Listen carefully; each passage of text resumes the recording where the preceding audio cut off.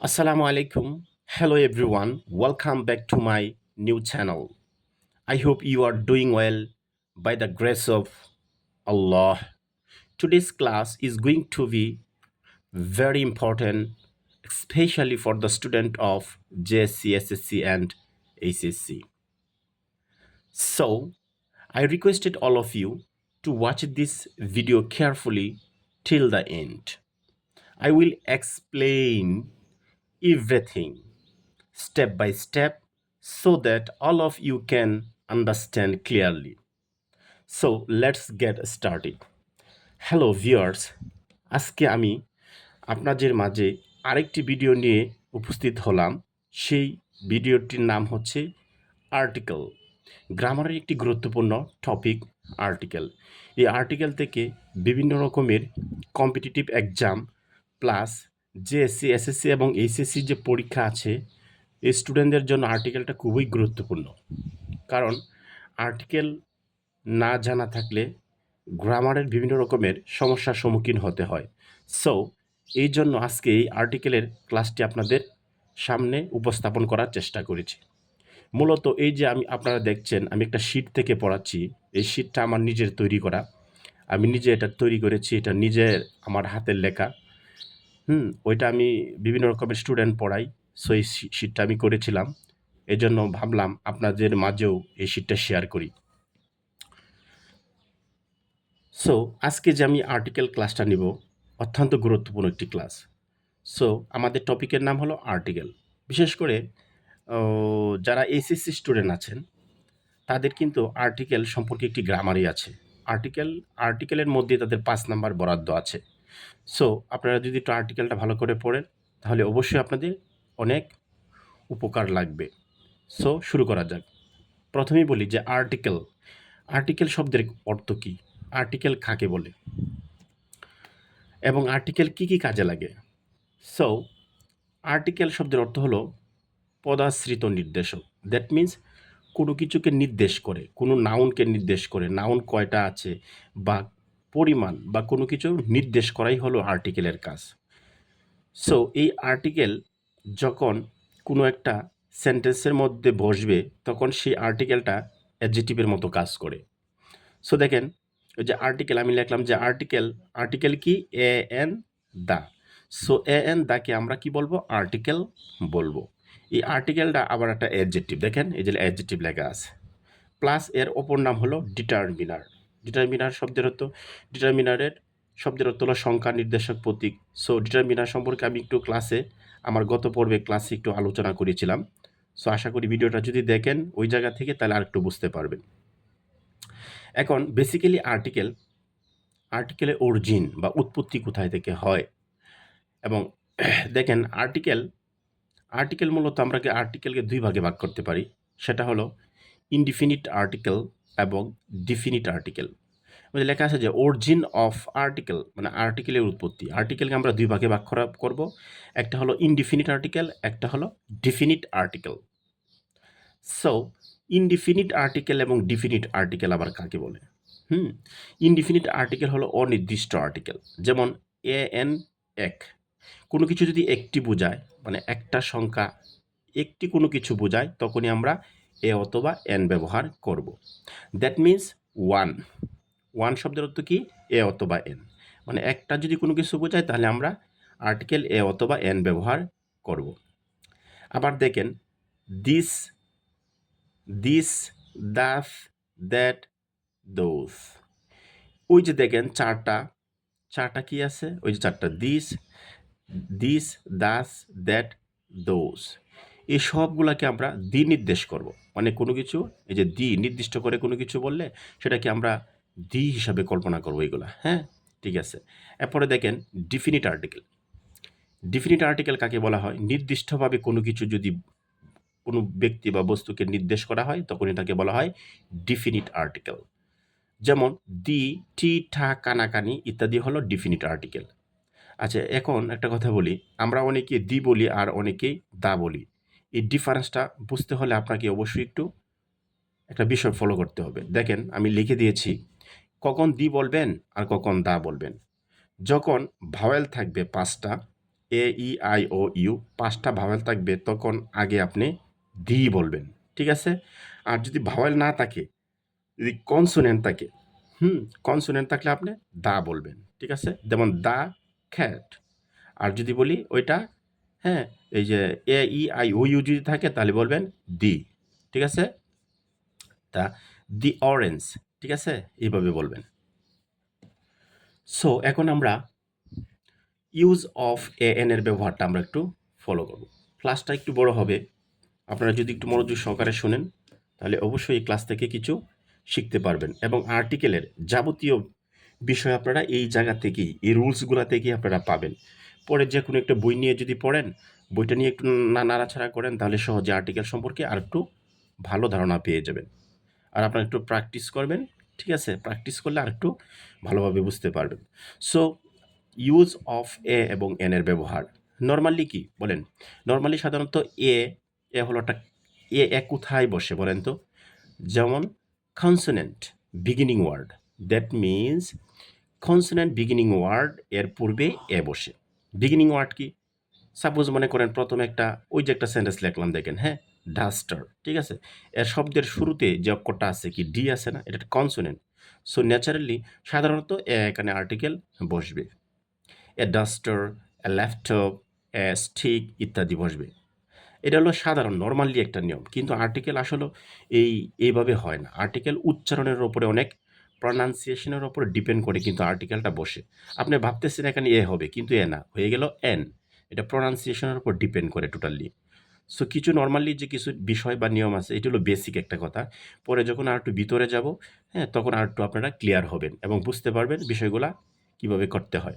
So naturally consonant beginning word, that mean consonant beginning ওয়ার্ডের পূর্বে সাধারণত এ বসে, এবং vowel beginning words, vowel beginning words, vowel মানে কি, এ ই আই ও ইউ, এর সামনে ন্যাচারালি কি হয়, এন আর্টিকেলটা বসে,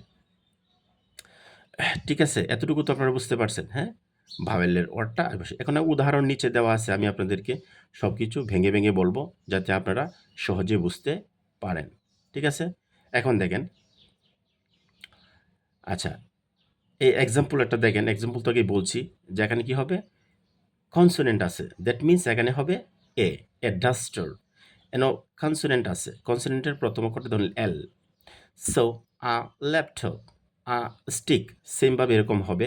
এখন এই যে বললাম যে ভাওয়েল থাকলে কিভাবে করতে হয়, হুম, দেখেন এই যে ভাওয়েল আছে এ ই আই ও ইউ, এর প্রথম অক্ষরটা দেখেন এ আছে, দ্যাট মিনস এখানে আর্টিকেল এন হবে। An apple. ও অরেঞ্জ, অরেঞ্জে অরেঞ্জ, এর প্রথম অক্ষরটা ও আছে, দ্যাট মিনস ভাওয়েল আছে, হবে কি এন, অরেঞ্জ। এলিফ্যান্ট মানে হাতি, এর প্রথম অক্ষরটা ই আছে, দ্যাট মিনস ভাওয়েল আছে, হবে এন, এলিফ্যান্ট। সো আশা করি এতটুকু বুঝতে পারছেন। এখন নেক্সট দেখেন, আমরা এখন এক্সেপশনাল রুল 1, এক্সেপশনাল কিছু বিষয় আছে, সেগুলো আমরা বোঝার চেষ্টা করব। 1 পূর্বে এন না লিখে এ হবে, দ্যাট মিনস পৃথিবীতে যত রকমের 1, মানে 1 সংখ্যাটা থাকলেই সে, ঠিক আছে? 1 সংখ্যাটা থাকলে এর পূর্বে অলওয়েজ আর্টিকেল এন, হ এন, এন এখানে হবে না। ভাওয়েল আছে, ভাওয়েল থাকার সত্ত্বেও এখানে এন হবে না, হবে কি, এ হবে। আবার বলি, পৃথিবীতে যত রকম মানে 1 শব্দটা আছে, ঠিক আছে? 1 শব্দের আগে সব সময় আর্টিকেল এ হবে, হওয়ার কথা এন কিন্তু হবে এ। এটা একটা এক্সেপশনাল রুল। সো আপনাকে এটা মনে রাখতে হবে। লেখা আছে দেখেন, 1 পূর্বে এন না লিখে এল হবে। ওকে, একটা এক্সাম্পল দেখি তাহলে একটু ক্লিয়ার হবে। Dot dot one eyed man, আমি একটি লোককে দেখেছিলাম, সেটা হলো এক চোখা মানুষ, মানে একটা চোখ আছে, ঠিক আছে, আর একটা চোখ নষ্ট, একটা চোখ নাই। সো এই দেখেন 1 আছে, হওয়ার কথা কিন্তু এই দেখেন ভাওয়েল আছে, হওয়ার কথা এন কিন্তু হবে এ। এটা এক্সেপশনাল রুল, ঠিক আছে? নেক্সট পরবর্তী উদাহরণটা সেম, 1 লেগড গার্ল, মানে এক পাওয়ালা বালিকা, মানে একটা বালিকা মেয়ে আছে, তার পা হলো একটা, দ্যাট মিনস এই যে আগের সেম উদাহরণ, এখানে ভাওয়েল আছে, হওয়ার কথা এন, হবে এ। এটার নামই হলো এক্সেপশনাল রুল, ঠিক আছে? বুঝতে পারছেন? এখন দেখেন এক্সেপশনাল রুল 2, মানে 2 নাম্বার রুল দেখেন, ভাওয়েলের উচ্চারণ যদি ইউ এর মতো হলে এন না লিখে এ লিখতে হবে। এটার মানে কি, কোন ভাওয়েলের উচ্চারণটা যখন ইউর মতো হবে, ইউর মতো হলে এন না লিখে এ লিখতে হবে। যেমন আমি যদি বলি একটা উদাহরণ দেখেন, ইউনিভার্সিটি, ইউ বা ওয়ার মতো যদি কোনো উচ্চারণ হয়, তখন আপনি ভাওয়েল থাকার শর্তেও, এখানে ভাওয়েল আছে এ, ই, আই, ইউ, ভাওয়েল থাকার সত্ত্বেও আর্টিকেল এখানে এন না হয়ে এ হবে, এ ইউনিভার্সিটি। আচ্ছা, তাহলে কি ইউর মতো উচ্চারণ হয়েছে, তাহলে এখানে এন না হয়ে হবে এ। এটাই হলো এক্সেপশনাল রুল 2। এক্সেপশনাল রুল 3 কোনটা? কোনো শব্দ বা যদি কোনো কিছুর কোনো কিছু ওয়ার্ডস, যেমন মানে কোনো একটা ওয়ার্ড দেখেন, এই শব্দগুলো দেখেন, এফ, এইচ, এল, এম, এন, আর, এস, এক্স ধারা ধারা শুরু হয়, মানে কোনো শব্দ যদি এই শব্দগুলো দ্বারা শুরু হয়, এই অক্ষরগুলো দ্বারা শুরু হয়, তখন তার পূর্বে এন, তখন তার পূর্বে কি লিখবেন?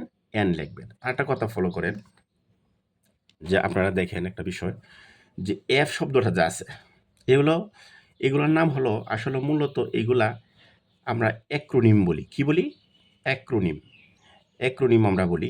অ্যাক্রোনিম অ্যাক্রোনিম যখন আমরা বলবো, তখন এই শব্দগুলো হলো অ্যাব্রিভিয়েশনের মতো। অ্যাব্রিভিয়েশন মানে কি? দেখেন, আমরা বলি না যে MA, BA, BBA, CA, CS, CM, BBS, এরকম বলি না? এইগুলা শব্দ। সো এই শব্দটা দেখেন, প্রথম অক্ষরটা একটু বানান করেন তো, বাংলাতে কি আসে? এফ রে বানান করলে এ আসে, এফ মানে এ আসে প্রথম অক্ষরটা, হ্যাঁ।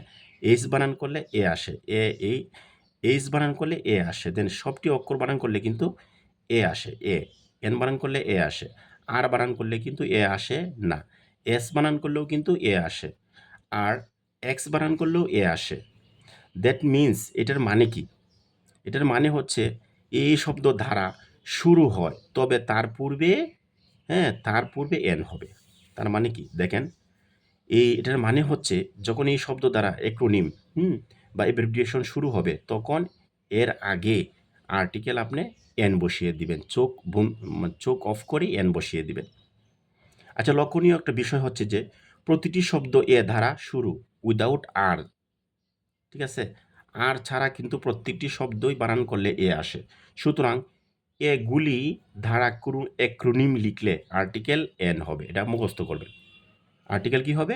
এন হবে। একটা উদাহরণ দেখি, my mom is dot dot MBBS doctor. That means যে প্রথম, এগুলো কিন্তু অ্যাক্রোনিম বা অ্যাব্রিভিয়েশন, ঠিক আছে? MBBS। সো প্রথম অক্ষরটা দেখেন এম আছে, এমটাকে আপনি বানান করেন AM, বাংলাতে বানান করেন এ আসে তো, তাহলে আপনি কি করবেন? চোখ অফ করে এন বসিয়ে দিবেন। Same, he is dot dot MP of Bangladesh, সে হয় বাংলাদেশের MP। এই দেন এমপি, সো এই এমটা বানান করেন এ আসে, NMP হবে, এটা মুখস্থ করে ফেলবেন। তাসলিমা ওয়াজ ডট ডট NSI, এই এস বানান করেন বাংলাতে এ আসে, NSI হয়ে যাবে, ঠিক আছে? My sister is dot dot BBA student of Dhaka university. So এই বি বানান করেন এ আসে না, দ্যাট মিনস এখানে কি হবে? এ হবে, হ্যাঁ, এ হবে। দেখেন এই বি অক্ষরটা বানান করলে কিন্তু বি আসে, বি এ আর আসে না, দ্যাট মিনস এ হবে। Kamal was dot dot LLB student, that means দেখেন তো এল বানান করলে কিন্তু এ আসে, দ্যাট মিনস চোখটি অফ করে এন বসিয়ে দিবেন। আশা করি এতটুকু আপনারা সহজে বুঝতে পারছেন। এখন পরবর্তী পার্ট।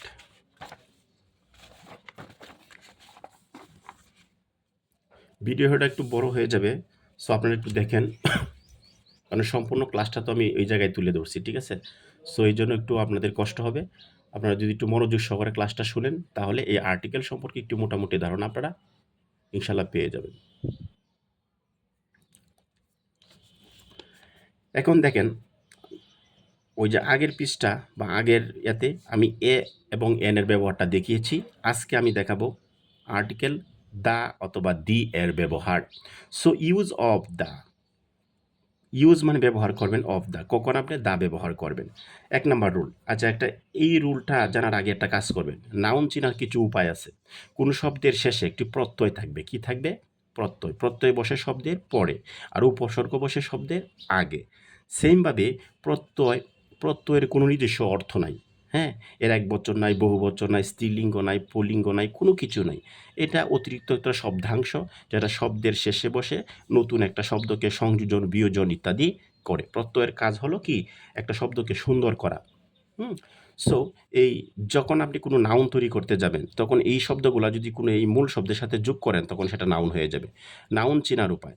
কোনো শব্দের লাস্টে যদি ANCE অথবা ENCE অথবা ER অথবা CY অথবা ডোম, হ্যাঁ, ডোম পান, শিপ পান, ডোম, এনে TION পান, SION পান, TS পান, নেস পান, TY পান, মেন্ট পান এবং ভার প্লাস ING পান। শর্ত প্রযোজ্য, হ্যাঁ, এটা শর্ত সাপেক্ষে হবে। যদি কোনো শব্দের লাস্টে এটা পান তখন সেটা নাউন হয়ে যাবে। যেমন অডিয়েন্স নাউন, ঠিক আছে, উইজডম এবং শিপ, হ্যাঁ, লেখা আছে ফ্রেন্ডশিপ, হ্যাঁ, উইজডম ইত্যাদি দ্বারা আপনি নাউন করতে পারে। কমিউনিকেশান, কাইন্ডনেস ইত্যাদি দ্বারা আপনি গভর্নমেন্ট নাউন করতে পারবেন। এখন দেখেন, আগে আমরা এতটুকু জানলাম, এখন রুল 1 দেখব। রুল 1 কি? The plus noun plus of, এই রুলটা খুব ইম্পর্টেন্ট, এটা মনে রাখবেন। নাউনের পরে যদি অফ থাকে, নাউনের পরে যদি প্রেপোজিশন থাকে, নাউনের পরে অফ বা প্রিপোজিশন, এটাও তো অফ দ্য প্রিপোজিশনই, নাউনের পরে যদি অফ থাকে অলওয়েজ আর্টিকেল আগে দি ব্যবহার করবেন। এটা 98% ক্ষেত্রে 8% আপনার কাজে লাগবে, 98%, ঠিক আছে। সো নাউনের পরে অফ আসলেই আগে আর্টিকেল আপনার দি ইউজ করবেন। আচ্ছা, উদাহরণের মাধ্যমে একটু বলি তাহলে জিনিসটা ক্লিয়ার হবে। একটা উদাহরণ দিলাম, ডট ডট ইম্পর্টেন্স, এই দেখেন ANCE, দ্যাট মিনস এই শব্দটা হলো নাউন, ঠিক আছে। Importance, nouns.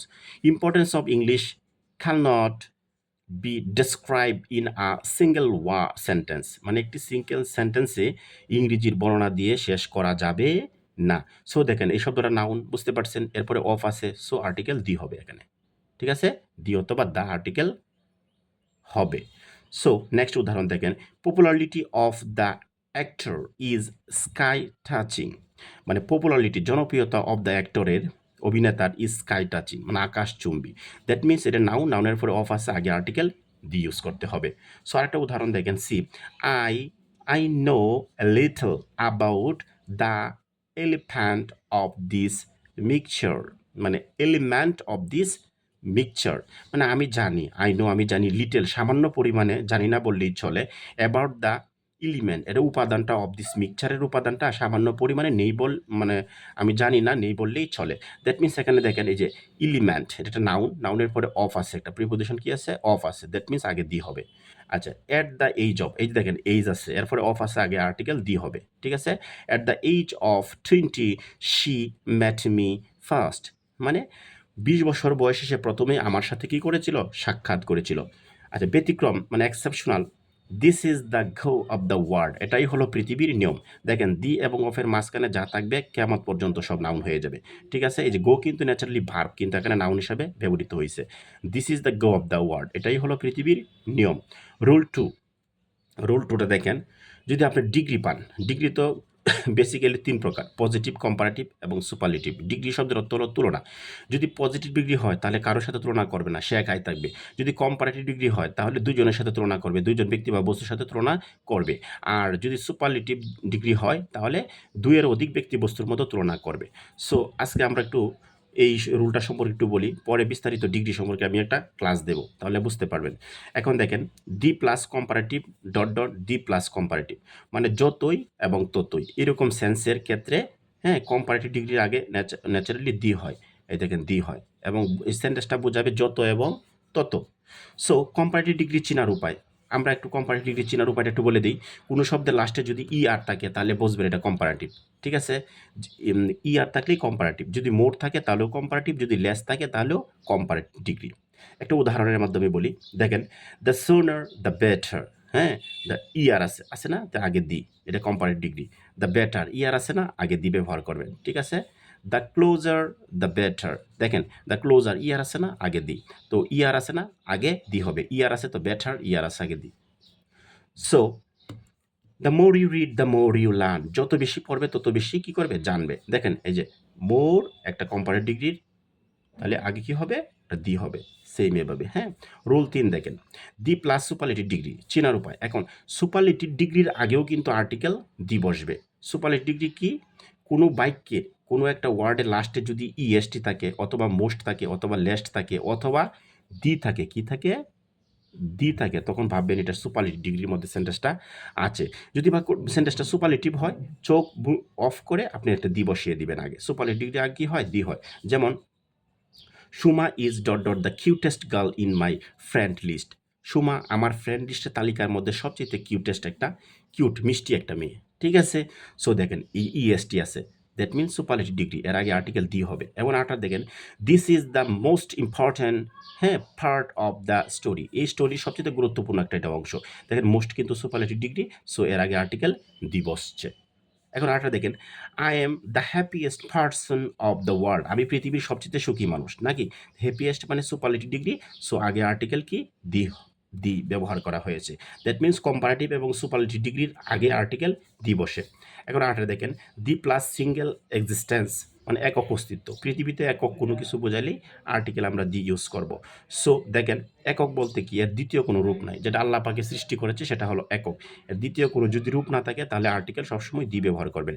যেমন ওয়েস্ট, এই যে ওয়েস্ট, এর আগে আর্টিকেল দি, পদ্মার আগে আর্টিকেল দি, এটা দ্বিতীয় কোনো রূপ নাই, হ্যাঁ, এটার কোনো রূপ নাই, সানের কোনো দ্বিতীয় কোনো রূপ নাই, দ্যাট মিনস দি সান হবে। দ্য মুন, মুনেরও কোনো রূপ নাই, কারণ আল্লাহ পাকে সৃষ্টি করেছে, দ্বিতীয় কোনো রূপ নাই, দ্যাট মিনস আগে আর্টিকেল দি হবে। আচ্ছা দেখেন, আরটা দেখেন, এই যে দেখেন আরটা বলছে, এই যে আবার এখানে কিন্তু দি হয়েছে, ঠিক আছে, হ্যাঁ, দি হচ্ছে স্টার, স্টারের আগেও কিন্তু আর্টিকেল কি হয়েছে, দি হয়েছে, দি হয়েছে। এবং নয়া দিগন্ত, মানে এখানে লিখছে the daily star, daily star, daily লিখে দিই, ডেইলি স্টার আগে আর্টিকেল দি, কারণ এর দ্বিতীয় কোনো রূপ নেই। দ্য নয়া দিগন্ত, নয়া দিগন্ত একটা পত্রিকা, পেপার পত্রিকার নাম, এর আগেও আর্টিকেল দি। ইউনিভার্স মানে সার্বজনীন, এর আগেও article the. Rule 5, the plus noun plus দ্বিতীয় নাউন, তৃতীয় নাউন, চতুর্থ নাউন, ষষ্ঠ নাউন থাকার সময়। আচ্ছা, এটার মানে কি, দি প্লাস নাউন, নাউন মানে প্রথম নাউন, পরে আরেকটা নাউন থাকবে, পরে আরেকটা নাউন থাকবে, পরে আরেকটা নাউন থাকবে, এটার মানে কি একটু বুঝেন।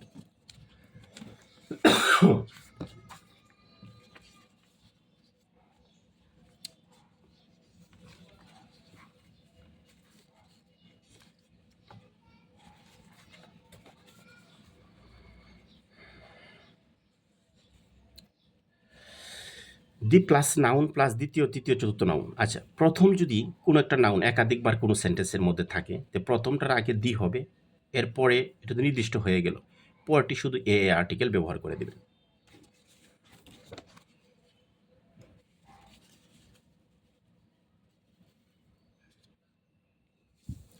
এখন দেখেন পরবর্তী page, the plus adjective plus জাতি, শ্রেণী, সম্প্রদায়, তার মানে কি, অ্যাডজেক্টিভের আগে একটা দি বসবে, কখন বসবে, যদি এটা জাতি বোঝায়, শ্রেণী বোঝায়, সম্প্রদায় বোঝায়।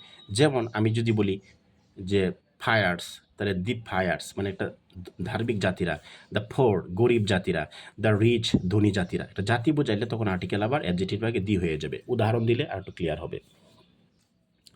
The industrious are loved by all, মানে যারা পরিশ্রমী, পরিশ্রমী জাতিদেরকে সবাই কি করে, পছন্দ করে, ভালোবাসে।